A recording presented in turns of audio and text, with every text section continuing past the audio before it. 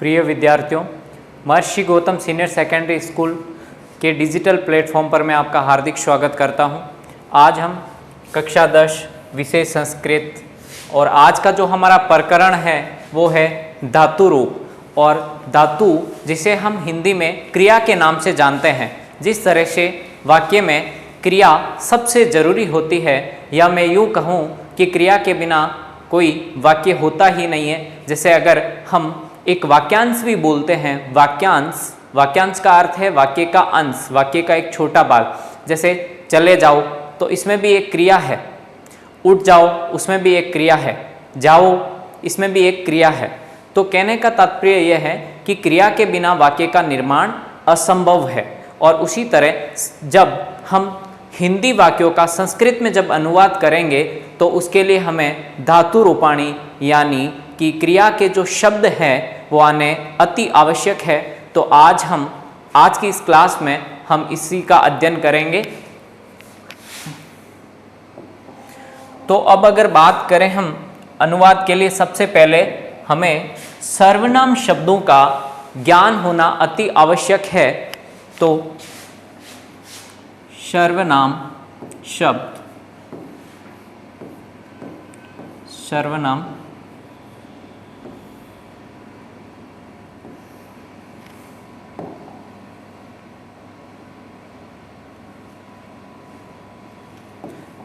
हाँ, तो बात करें कि संस्कृत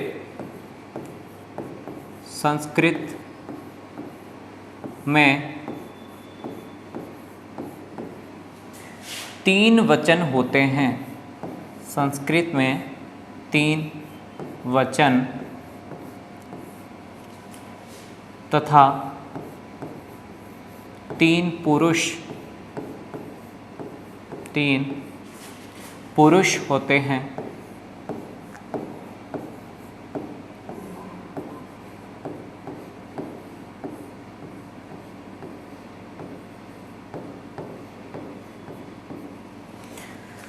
तो हिंदी ऐसा कहती है कि हिंदी में 2 वचन ही होते हैं, एक वचन और बहुवचन। हिंदी ऐसा कहती है कि या तो कोई चीज़ एक होगी या फिर एक से अधिक होगी। लेकिन संस्कृत ऐसा कहती है कि या तो कोई चीज़ एक होगी या 2 होगी या 2 से अधिक होगी।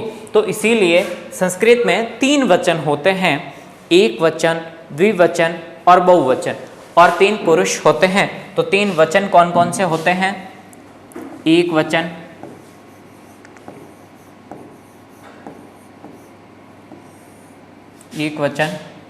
द्विवचन और बहुवचन।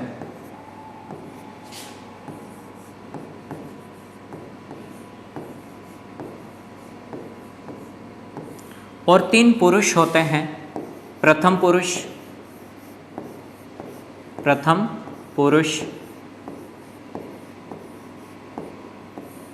मध्यम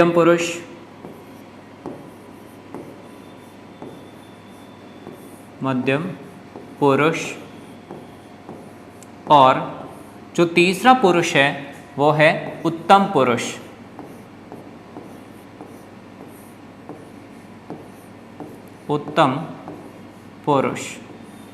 तो अब हम बात कर रहे हैं कि संस्कृत में 3 पुरुष होते हैं, प्रथम पुरुष, मध्यम पुरुष और उत्तम पुरुष। तो अब सर्वनाम शब्दों के माध्यम से हम जानेंगे कि प्रथम पुरुष में क्या आता है, मध्यम पुरुष में क्या आता है और उत्तम पुरुष में क्या आता है। तो एक सारणी के माध्यम से हम इसको समझेंगे। यहां पे लिख दिया मैंने एक वचन, अगला मेरा द्विवचन और तीसरा जो है वो है बहुवचन।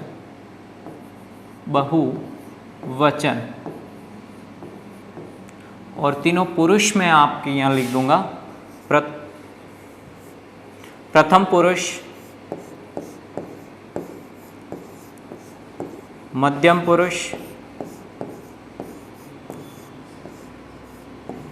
और उत्तम पुरुष। अब सर्वनाम शब्दों में हम ये जानेंगे कि कौन से प्रथम पुरुष में आते हैं कौन से मध्यम पुरुष में आते हैं और कौन से उत्तम पुरुष में आते हैं। तो मैंने लिखा श, जिसका हिंदी अर्थ है वह, फिर तो, इसका अर्थ है वे दोनों,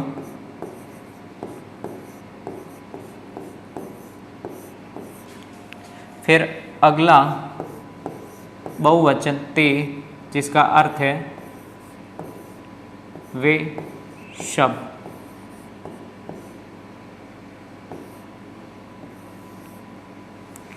वे शब्द। मध्यम पुरुष में आएंगे त्वम,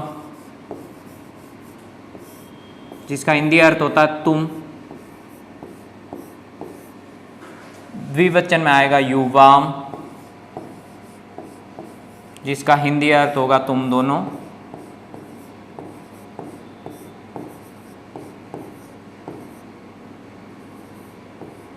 तुम दोनों।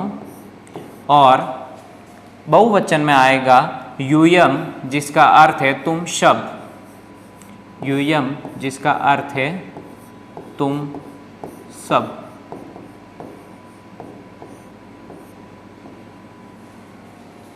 उत्तम पुरुष में आएगा अहम,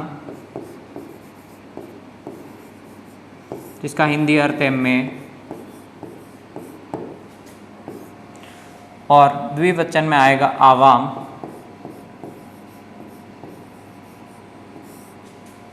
जिसका हिंदी अर्थ है हम दोनों।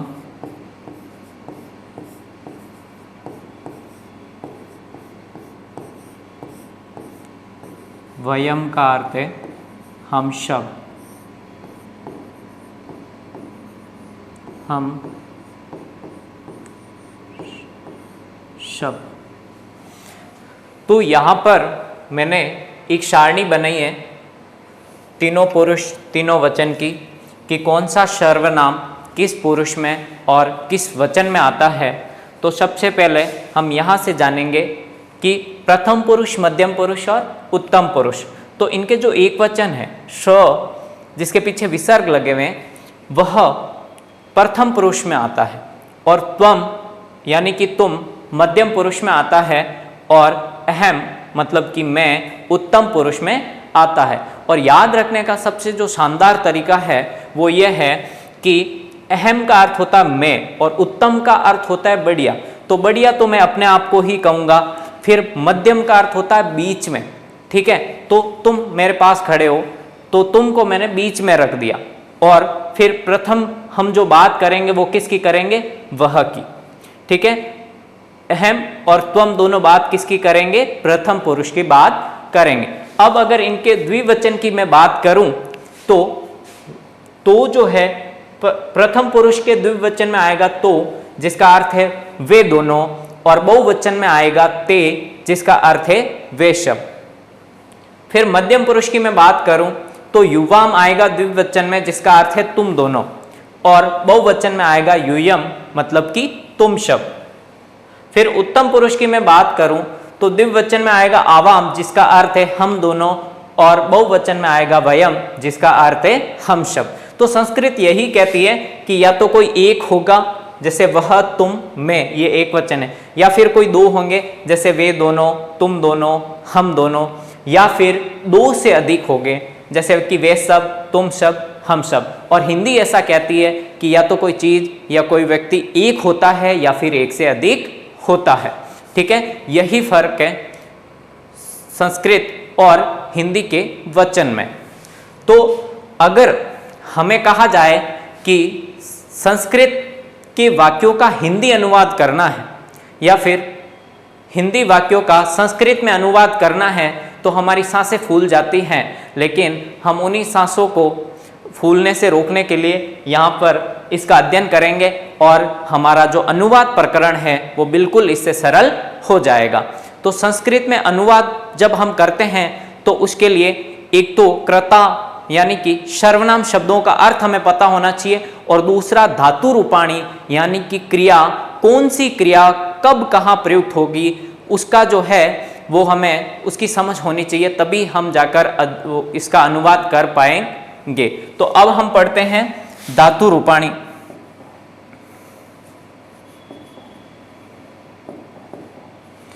पट धातु लट लकार, जैसे कि पढ़ने को संस्कृत में कहते हैं पठ, ठीक है, और उसका जो लट लकार मतलब संस्कृत में वर्तमान काल को संस्कृत में अपन बोलते हैं लट लकार। तो लट लकार के जो रूप है वो यहाँ लिखे हुए आपके सामने, कि मैंने 3 वचन लिख दिए, एक वचन, द्विवचन और बहुवचन। यहाँ पर मैंने लिख दिया प्रथम पुरुष, मध्यम पुरुष, उत्तम पुरुष, ठीक है। तो पट धातु का जो लट लकार होगा वो इस प्रकार होगा, पठति, पठत, पठन्ति, पठसि, पठत, पठत, पठामि, पठाव, पठाम, ठीक है। ये इस प्रकार का जो धातु रूप होगा वो, और उसके बाद अगर मैं बात करूं आगे की, तो पट धातु लड लकार, लड लकार जिसे अपन हिंदी में कहते हैं भूतकाल, भूतकाल। तो जब भी मुझे भूतकाल के वाक्यों का अनुवाद करना होगा तब मैं इस धातु रूप का प्रयोग करूंगा। जैसे कि प्रथम पुरुष एक वचन हो गया अपठत, प्रथम पुरुष का द्विवचन हो गया अपठताम, प्रथम पुरुष का बहुवचन हो गया अपठन, मध्यम पुरुष का एक वचन हो गया अपठ, मध्यम पुरुष का द्विवचन हो गया अपठतम, और मध्यम पुरुष का बहुवचन हो गया अपठत, और उत्तम पुरुष का अपठम, द्विवचन हो गया अपठाव और बहुवचन हो गया अपठाव। जब भी मुझे भूतकाल के वाक्यों का संस्कृत में अनुवाद करना है, या फिर हिंदी के वाक्यों का मैं संस्कृत में अनुवाद करूं, या फिर संस्कृत के वाक्यों का मैं हिंदी अनुवाद करूं, तब मैं इसी क्रिया का प्रयोग करूंगा। अब अगर एक जो अगला जो काल है हमारा वो है भविष्य काल, ठीक है, जिसे अपन बोलते हैं लृट लकार, ठीक है। तो अब हम समझते हैं लृट लकार में जो है वो कौन सा रूप चलता है।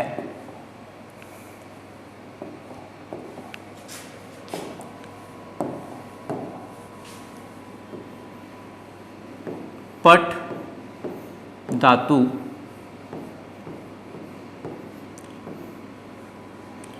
लृट लकार, लृट लकार जिसे हिंदी में अपन बोलते हैं भविष्य काल, भविष्य काल।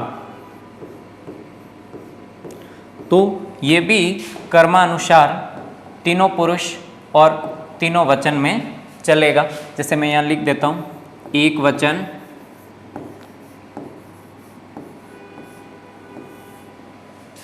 द्विवचन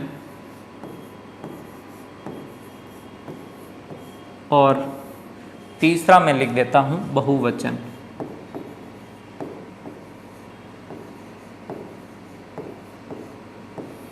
और तीनों पुरुष में लिख देता हूं यहां पर प्रथम पुरुष, मध्यम पुरुष और उत्तम पुरुष। तो लृट लकार भविष्य काल में उसका यह रूप चलेगा, पठिष्यति, पठिष्यति, पठिष्यत, तीसरा है पठिष्यन्ति, पठिष्यन्ति, और अब मध्यम पुरुष जो है उसका एक वचन होगा पठिष्यसि, द्विवचन होगा पठिष्यत,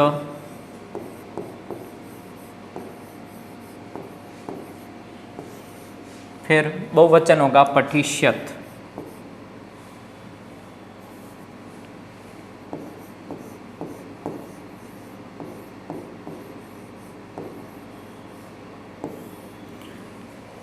अब बात करें उत्तम पुरुष की, तो एक वचन होगा पठिष्यामि,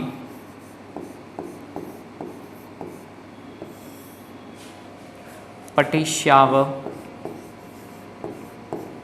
पठिष्याव, पठिष्याम।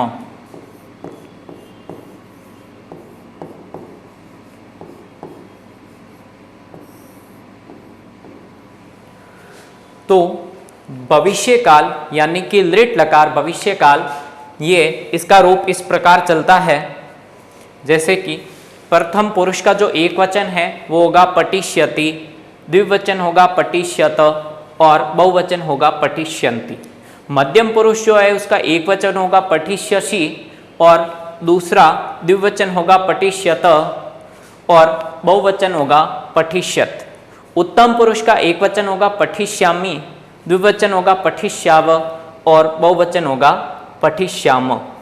तो इस तरह से हमने तीनों काल के रूप के बारे में जाना कि तीनों काल के जो रूप है धातु रूप वो किस प्रकार चलते हैं। तो अब हम जो मतलब आगे का जो चरण है वो शुरू करते हैं कि हिंदी वाक्यों का हम संस्कृत में अनुवाद कैसे करते हैं। तो आगे हम देखते हैं कि जैसे कि मैंने वाक्य लिखे हैं आपके सामने, वह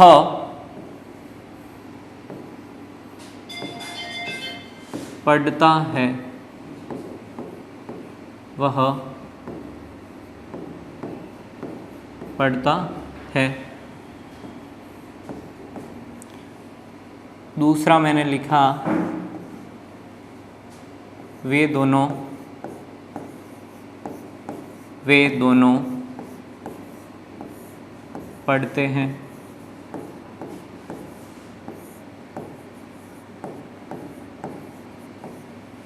तीसरा मैंने लिखा कि वे सब पढ़ते हैं।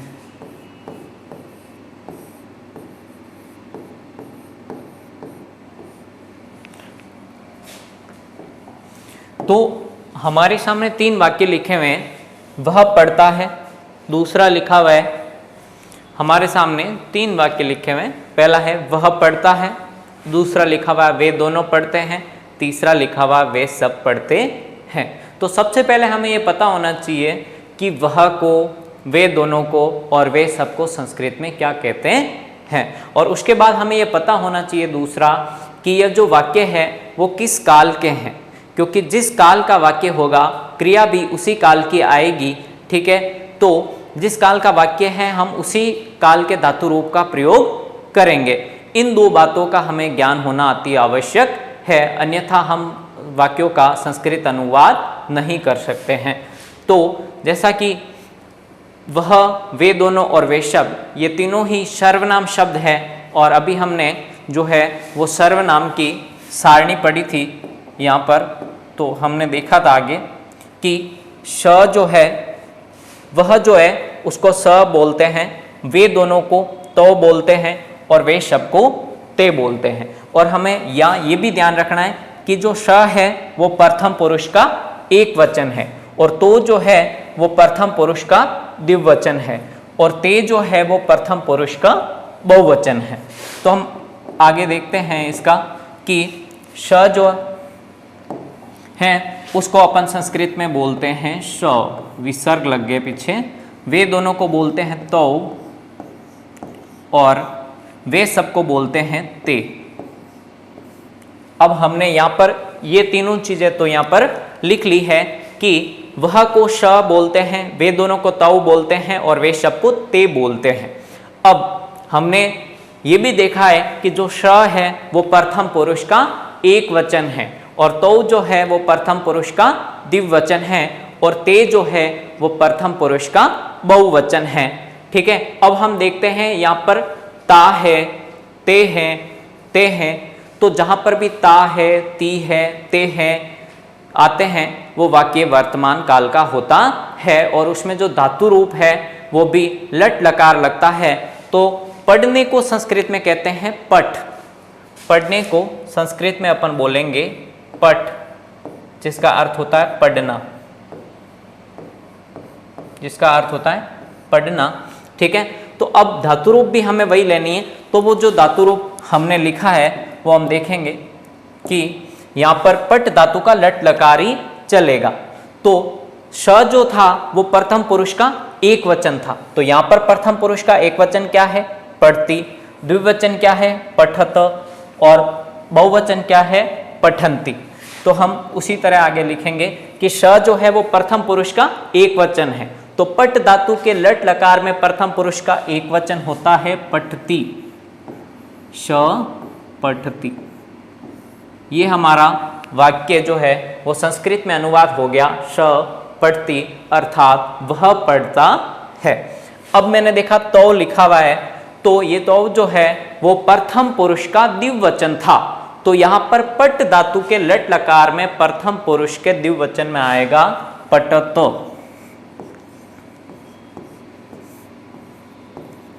और ते जो है वो है प्रथम पुरुष का बहुवचन, तो प्रथम पुरुष के बहुवचन में क्रिया आएगी पठंती।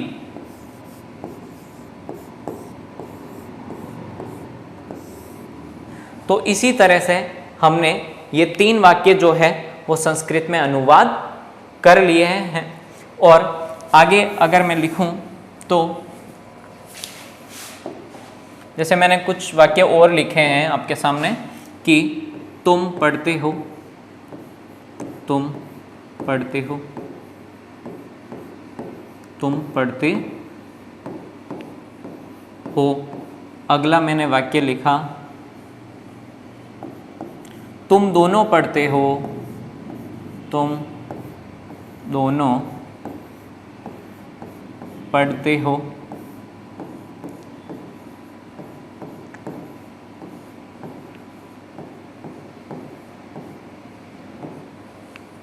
फिर छठा तुम सब पढ़ते हो,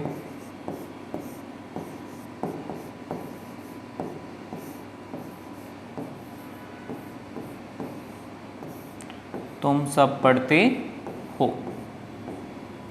तो अब वापस हम उस सारणी की ओर आते हैं और हम देखते हैं कि इनको क्या बोलते हैं हम।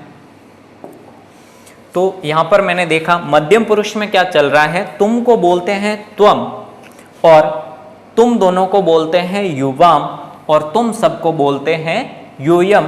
और ये जो तीनों सर्वनाम रूप है वो मध्यम पुरुष के हैं। तो इसी तरह हम आगे इनका अनुवाद कर लेंगे। तुम को बोलते हैं त्वम और तुम दोनों को बोलते हैं युवाम और तुम सबको बोलते हैं यूयम। अब देखो यहां पर मैंने लिख दिए हैं तुम को बोलते हैं त्वम, तुम दोनों को बोलते हैं युवाम और तुम सबको बोलते हैं यूयम। लेकिन क्रिया जो है वो सर्वनाम के अनुसार ही आएगी और ये जो सर्वनाम शब्द है वो मध्यम पुरुष के हैं, तो क्रिया भी पट धातु का जो लट लकार है उसी के मध्यम पुरुष की ही चलेगी। तो हम देखते हैं मध्यम पुरुष में क्या है। मध्यम पुरुष में हमने देखा ये रहा हमारा मध्यम पुरुष, जिसमें ये जो मध्यम पुरुष है इसमें एक वचन में है पठसी, द्विवचन में है पठत और बहुवचन में है पठत। तो ये त्वम के साथ लगेगी, ये युवाम के साथ और ये यूयम के साथ। तो इसी तरह हम आगे लिख देते हैं त्वम पठसी, त्वम पठसी युवाम पठत यूयम पठत।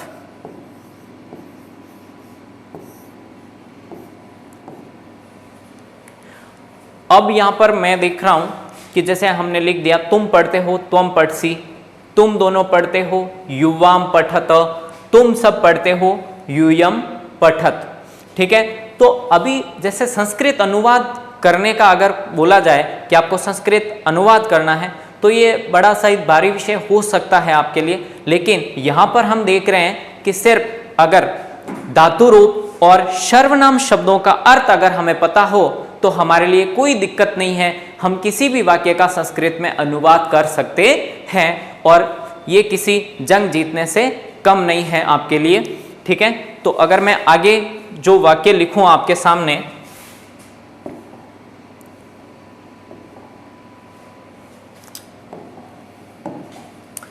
जैसे मैं पढ़ता हूं, मैं पढ़ता हूं,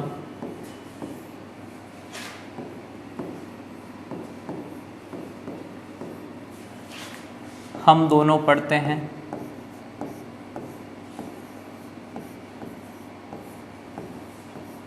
हम दोनों पढ़ते हैं।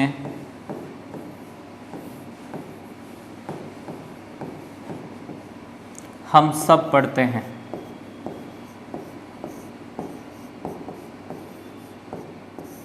हम सब पढ़ते हैं।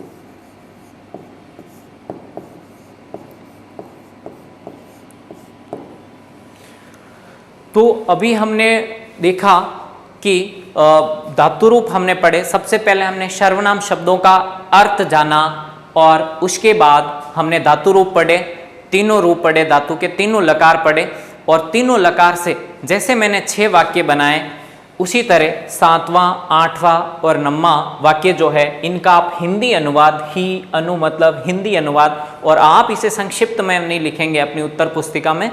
और इन तीनों वाक्यों का हिंदी अनुवाद आपको करना है। किस तरह से करना है कि मैं, हम सबको क्या कहते हैं वो सर्वनाम सारणी में मिल जाएगा आपको, और उनके साथ कौन से पुरुष का कौन सा वचन आएगा वो धातु रूप में मिल जाएगा।